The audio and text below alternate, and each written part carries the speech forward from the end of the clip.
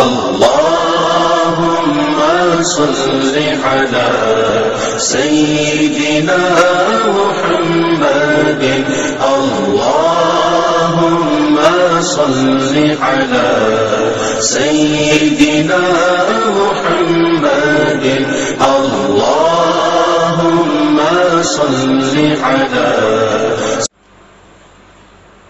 بسم اللہ الرحمن الرحیم الحمدللہ رب العالمین والصلاة والسلام علی سید المرسلین اما بعد فاعوذ باللہ من الشیطان الرجیم بسم اللہ الرحمن الرحیم الصلاة والسلام علیکہ یا رسول اللہ وعلی آلکہ واصحابکہ یا حبیب اللہ.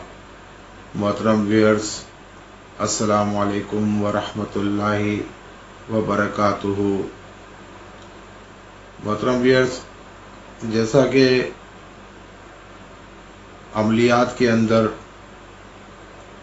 اکثر عاملین حضرات مریضوں سے، سائلین سے صدقات کی چیزیں طلب کرتے ہیں یا خوشبویات وغیرہ کے جو ہے قیمت مانگتے ہیں، اس کا تقاضا کرتے ہیں. جیسا کہ کئی عاملین زعفران مانگتے ہیں یا مشک مانگتے ہیں یا لوبان یا اور چیزوں کے لیے پیسے، کئی ایسے کہتے ہیں کہ آپ پیسے دے دیں ہم یہ کریں گے. تو دوستو، اس پیسے لینے میں دو پہلو ہیں. اگر تو وہ عامل صحیح ہے اور واقعی وہ نقوش جو ہے وہ عملیات کے قواعد اور قانون کے تحت بناتا ہے تو پیسے لینا، جائز پیسے لینا اس کا حق ہے. اگر تو وہ ڈھونگی ہے تو پھر تو اس کا پیسہ مانگنا ناجائز ہے. تو دوستو، عملیات جو ہوتے ہیں ان کے اصول ہوتے ہیں.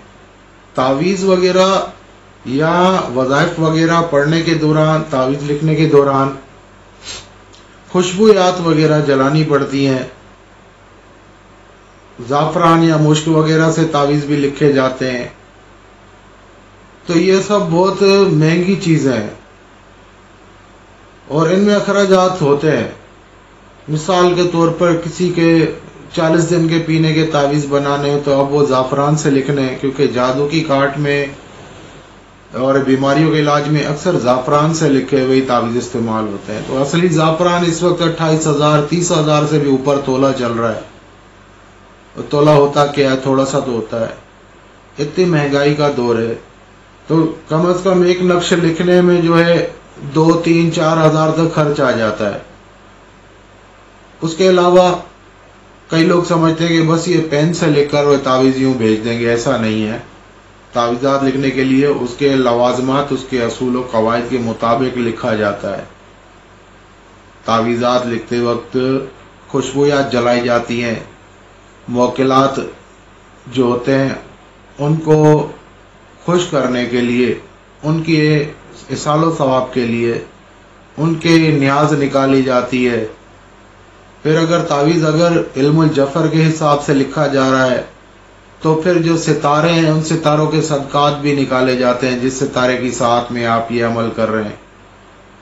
تو ایسا نہیں ہے کہ تعویذ بس پین سے لکھ دیا اور پھونک مار کے پکڑا دیا ہو گیا. ایسا نہیں ہے. جو بھی چیز ہے دنیا کا کوئی بھی علم ہے، اس کے قواعد اور قانون ہے.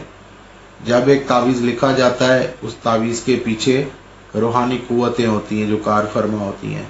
ان روحانی قوتوں کی بھی کچھ ڈیمانڈ ہوتی ہے. وہ ڈیمانڈ کیا ہوتی ہے؟ ان کی خوشبویات ان کو پسند ہیں. کئی چیزوں کو مختلف خوشبویات پسند ہیں، مختلف خوراکیں. اب وہ خوراک کی نیاز دینی پڑتی ہے. جیسے ایک مثال لے لو، شمس کی جو ہے برج شمس، ستارہ شمس ہے. ستارہ شمس کے تحت جو نقش لکھے جاتے ہیں اس کے اندر زرد میوہ جات جو ہوتے ہیں ان کے صدقات کیے جاتے ہیں. کسی غریب کو دے دیا جاتا ہے یا کنویں میں پھینک دیا جاتا ہے اور زردہ پکا کر زردہ ہی بچوں میں جو ہے تقسیم کیا جاتا ہے. اسی طرح ہر ستارہ کے متعلق جو ہے ان کے صدقات ہوتے ہیں، ان کی خوشبو ہوتی ہیں، بخورات ہوتے ہیں. مثال کے طور پر شمس ستارہ ہی لے لیں، سندل سفید اس کا جو ہے وہ بخور ہے. تو یہ سب جو لوازمات ہوتے ہیں پورا کرنے کے بعد ایک تعویذ تیار ہوتا ہے، اور پھر اس کے اندر اثر پذیری ہوتی ہے، وہ اثر اندازی کرتا ہے۔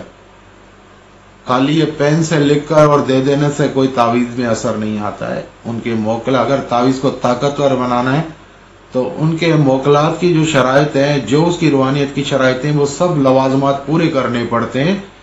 تعویذ لکھتے وقت بیٹھنے کا طریقہ ہوتا ہے، کس رنگ کے جانماز پہ بیٹھ کر لکھنا ہے، اونچی جگہ بیٹھ کر لکھنا ہے، نیچے بیٹھ کر لکھنا ہے، رجال الغیب کو پس پشت رکھنا ہے، لباس کس رنگ کا پہننا ہے، ٹوپی کس رنگ کی پہننی ہے، کون سے صدقات جو ہے وہ دینے ہیں، کون سے جو ہے وہ نیاز موکلات کی دینی ہے، کون سے رنگ سے لکھا جائے گا، زعفران سے لکھا جائے گا یا مشک سے لکھا جائے گا یا ہلدی سے لکھا جائے گا، سارے مقصد کے موافق جو ہے وہ نظام کو ایک بنانا پڑتا ہے۔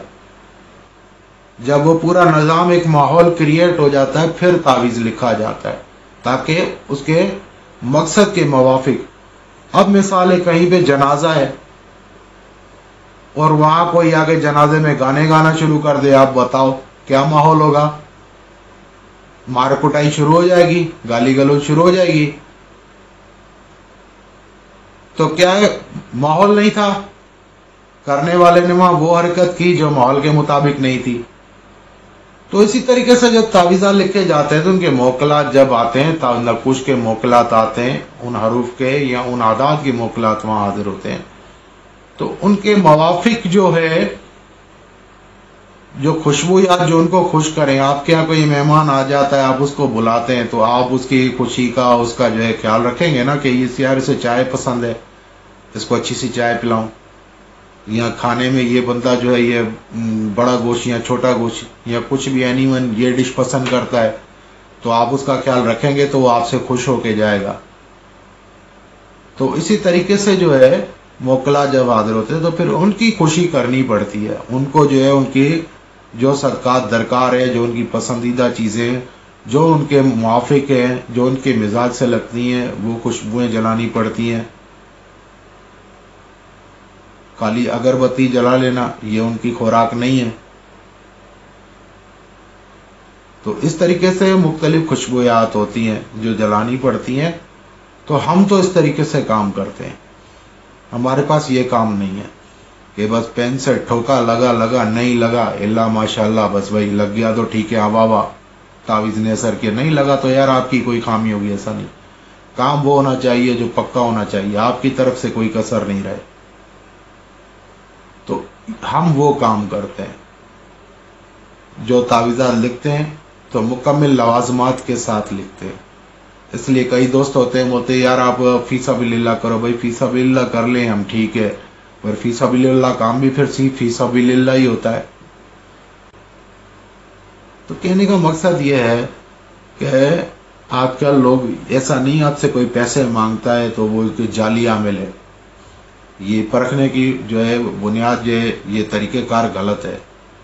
جو صحیح عامل ہوتا ہے وہ بھی پیسے لیتا ہے، ایسی بات نہیں ہے، اس کا حق ہے، وہ آپ کے لیے محنت کر رہا ہے، اس کے بھی بیوی بچے ہیں، لوازمات پورے کر رہا ہے، خرچ اخراجات ہوتا ہے، تو وہ اگر آپ سے لیتا ہے تو اس میں کوئی حرج نہیں ہے۔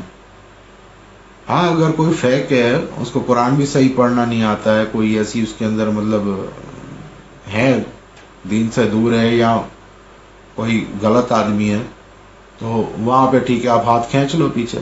لیکن ایک بندہ آپ کا بالکل صحیح کام کر رہا ہے، آپ کو پورے مطلب طریقے سے اصول قواعد کے مطابق آپ کو عمل تیار کر کے دے رہا ہے، آپ کو تعویذات دے رہا ہے، تو وہ اس کا حق ہے۔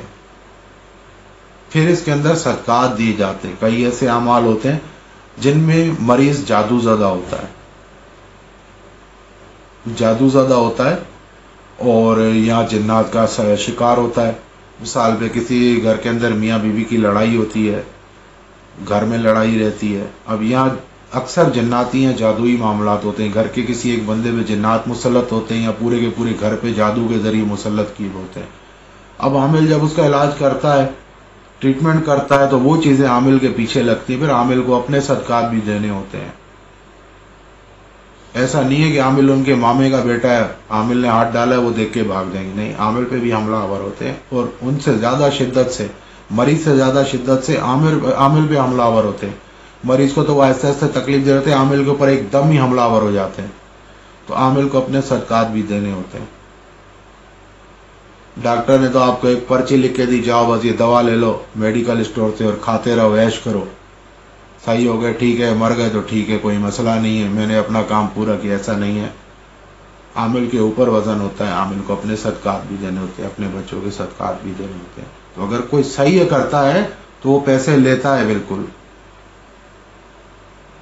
उसका हक है। उम्मीद है आपको मेरी बात समझ आ गई होगी और पसंद भी आ गई होगी।